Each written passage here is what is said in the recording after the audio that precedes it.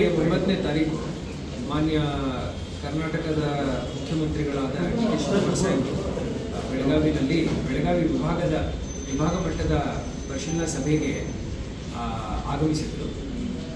ಮರುದಿವಸ 10ನೇ ತಾರೀಕು ಬೆಳಿಗ್ಗೆ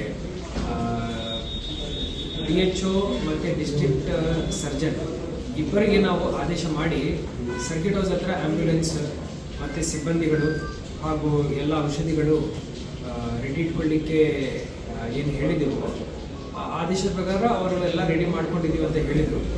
ಮಾನ್ಯ ಮುಖ್ಯಮಂತ್ರಿಗಳಿಗೆ ಜನರಲ್ ಚೆಕಪ್ ಏನು ಬೆಳಿಗ್ಗೆ ಇರುತ್ತೆ ಅದರಲ್ಲಿ ನಾನು ಸರ್ಕಿಟ್ ಹೌಸಲ್ಲಿ ನಾನು CEO ಅವರು ಪೊಲೀಸ್ ಕಮಿಷನರ್ ಇದ್ದಾಗ ನಾವು ಏನು ನೋಟಿಸ್ ಮಾಡಿದ್ದೀವಿ ಅಂದರೆ ಬಿಮ್ಸಿಂದ ಬರೇ PG ಡಾಕ್ಟರ್ಸು ಅವರು ಹಾಕಿದ್ದಾರೆ. ನಮ್ಮ ಪ್ರಕಾರ ಅದು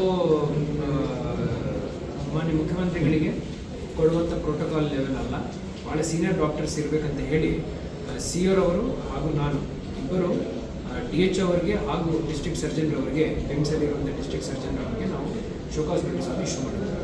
ಅದಕ್ಕೆ ಅವರು ಉತ್ತರವನ್ನು ನೀಡಿದ್ದಾರೆ. ಆ 2 ಉತ್ತರಗಳು ನನಗೆ ಇಲ್ಲಿ ರಿಸೀವ್ ಆಗಿದ್ದಾವೆ.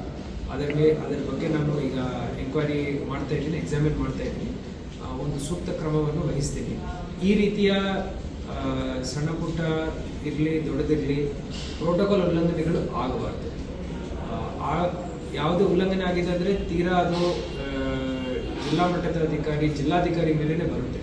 ಸೊ ಅದರಿಂದ ಇನಿಷಿಯಲ್ ಸ್ಟೇಜಲ್ಲಿ ಇದನ್ನು ನಾವು ತಡೆಗಟ್ಟಬೇಕಂತ ಆ ದೃಷ್ಟಿಯಿಂದ ನಾವು ಇಬ್ಬರು ಅಧಿಕಾರಿಗಳಿಗೂ ನೋಟಿಸ್ ಜಾರಿ ಮಾಡಿದ್ದೀವಿ. ಅದಕ್ಕೆ ಉತ್ತರ ಕೊಟ್ಟಿದ್ದಾರೆ.